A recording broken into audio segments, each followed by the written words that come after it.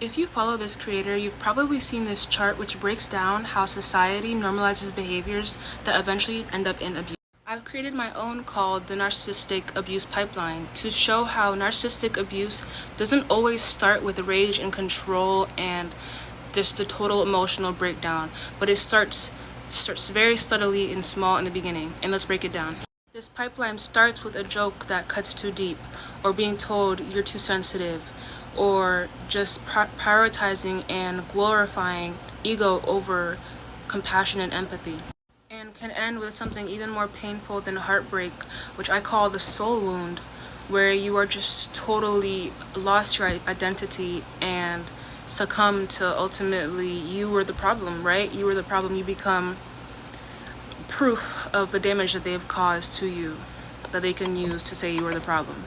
The first tier is normalized toxic culture or normalized narcissistic culture.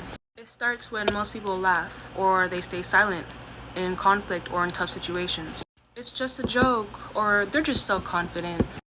Gossip, ego worship, emotional dismissiveness. This lies here in normalized toxic culture. This sets the stone for all these other ones that come after it. Society calls this personality, but narc survivors later look back and realize that this was the first red flag. By the way, this is just the introduction to my longer video diving deep into each stage and giving actual examples so that you can catch these red flags. The next tier up is subtle control and devaluation. This is where the slow erosion happens. This is where the jokes get sharper, more personal, having you wonder, what do they actually mean by that? Having them seeing where they neg you, which is another term where they just throw it out there to see how you would react.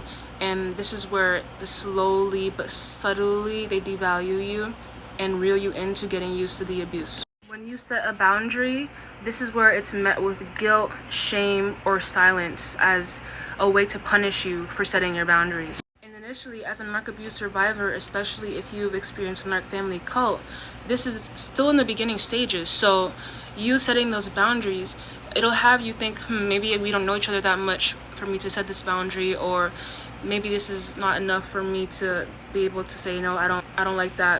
In this stage, you start to adjust yourself around their moods. It's still subtle enough to where you blame yourself. This might sound super vague. Again, I will be going in a deeper dive on actual examples of these in my longer video. Just stay tuned for that. Now, this next stage, gaslighting and emotional erosion, is when the mental fog appears. You vividly remember the situation happening one way. They promise and double down that it wasn't that way. They'll say, you're too emotional, you're too sensitive, you're too much. You start second-guessing your reality. You say sorry for being hurt. You start believing their version of you. And we're gonna go way deeper into the examples of this that you can look out for in my longer video. So yeah, I keep mentioning it for you guys to keep remembering that this is just the introduction video. But if you are in a relationship, this is where it's very easy for us to become trauma bonded to people.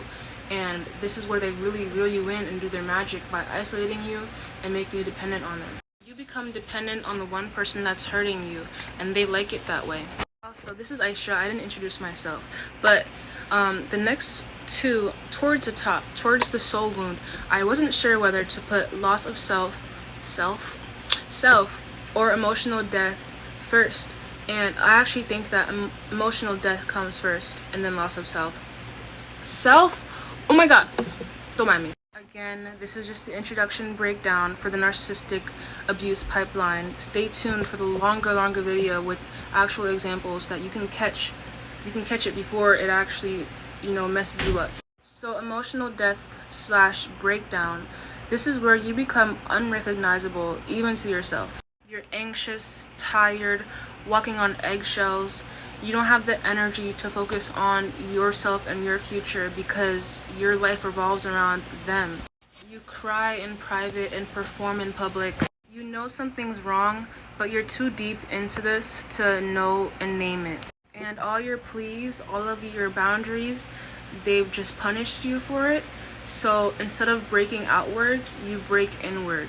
You ever heard of the term like you want a war with yourself or a war with the world? And a normal person, when hurt or abused, like not a normal person, but a normal human being, if they're abused, they react to it, they respond to it. And in this dynamic, they've shown you that you can't do that. So the only way for that anger for yourself, that justice for yourself that you feel internally, even if it's not consciously, but you know that you're being wronged, all of that must turn inward now because it's not safe for you to express it healthfully. Healthy. And this is why I think that loss of self comes after that, because this is where you finally stop fighting. Not because you're healed, but because you've vanished. You shapeshift into what they want. You've abandoned your truth, your voice, your joy. You trade authenticity for survival. And the worst part is they call it love. They'll convince you that this is you loving them. This is when they leave, or they discard you, or you leave. But you're not free. You're not. You're haunted. Because now a voice lives in your head. Their voice. And like the other girl lady, the other creator, why didn't anyone do anything? But this is where, see, you were always the problem, is, for the narcissistic abuse pipeline, this is where you internalize that. If you kept watching, you might as well subscribe and join this community where we don't just talk about the narcissists. We're done focusing on them. We know all the traits that they use. We know everything about them.